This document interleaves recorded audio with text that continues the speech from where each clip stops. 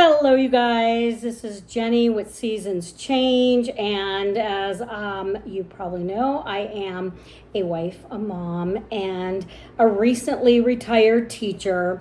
I'm not going to be able to say that for a lot longer, but here we focus on Generation Xers and baby boomers. So we're 50s, 60s, 70s, and above that we focus on. We talk about relevant issues such as social, emotional sides to retirement and aging, and how to make money in retirement, how to find your gifts as we age, adult children, and so much more.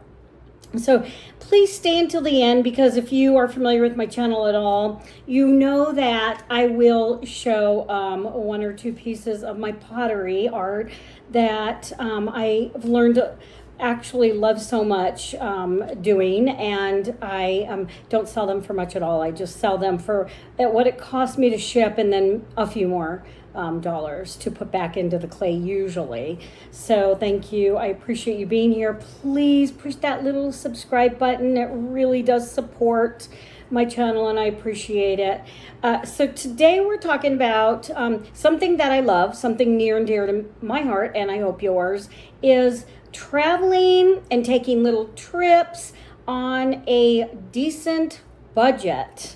So here we go. So the first thing is really to start with a budget, because if we say, oh, I'm just going to go and see how it works out, we usually end up spending a lot more, and things come up that we don't plan for. So writing down a budget and allocating it towards different things is usually a really good way to start to keep within a budget.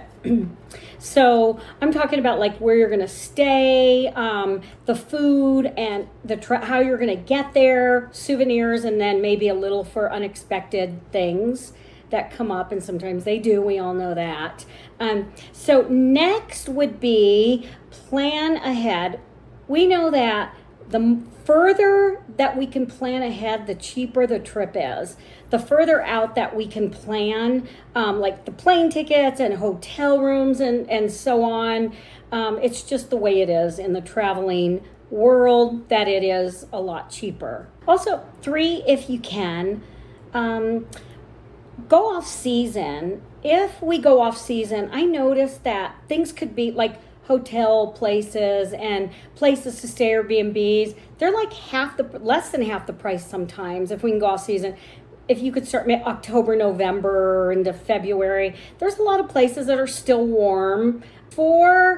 Look for package deals. Sometimes you can find those online, and just do a little bit of research online for package deals.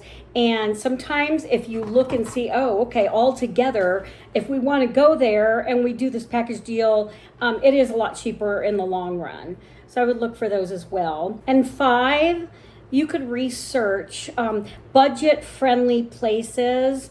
And most of us know how expensive certain places are. One, if they're really, really touristy, they're going to be a lot more expensive.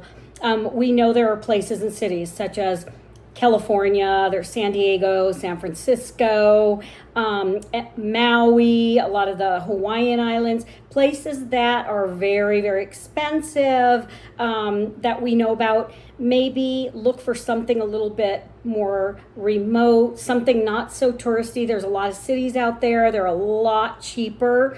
And I keep reading that the number 1 most expensive place to visit is Aspen. But yes, that is a very expensive place. But there's also places that, as I said, they're still warm and remote that are a lot less. And then 6, I talk to a lot of locals when I go different places, and maybe just kind of go out of your comfort zone and talk to people. You'll meet friends you might stay in touch with. Who knows? They might come and visit you one day when they come to your city. But I've noticed that locals love talking about their city, their town. They love talking about the free entertainment there and the things locals do, that, restaurants and places, little farmers markets that only the locals know about. So talk to the locals. You'll find out so much information, more than online. And also you can get to 6. There's a lot of very free and low budget entertainment in different cities. And I always look that up. There's free entertainment. There's obviously like hikes and walks and self-guided tours. There's museums and things that are really, really cool to do that would be free and low budget. And I always make sure and look all of those up. And there's always usually several of those.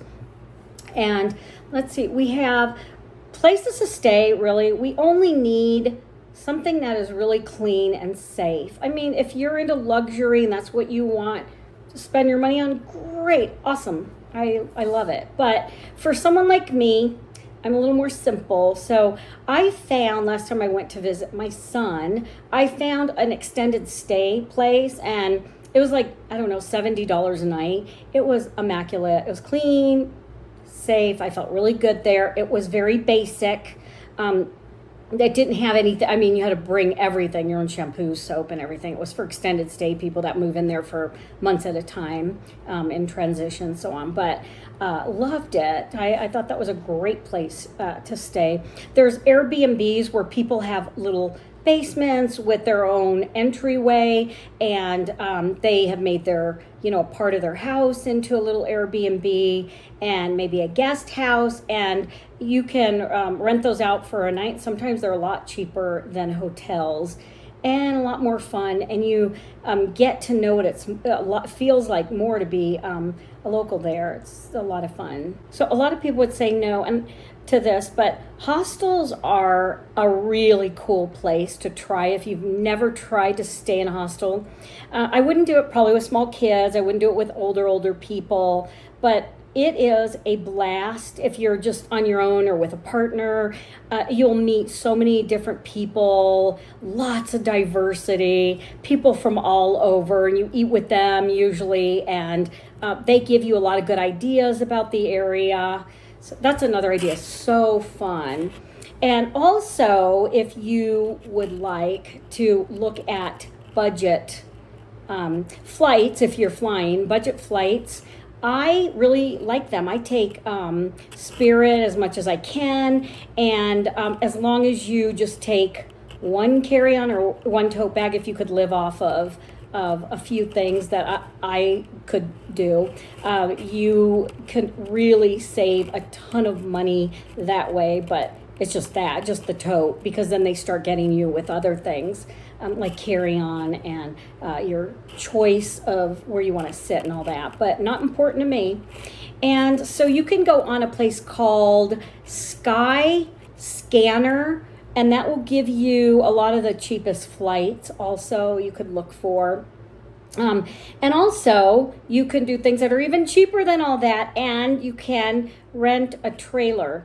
I haven't done that yet, and I really would like to, but I have friends that have done that. They've rented at these camping places. They'll rent a trailer that they could hook on the back of a truck, or maybe just like one of those things that you drive and have like a bed and a little dinette in the back.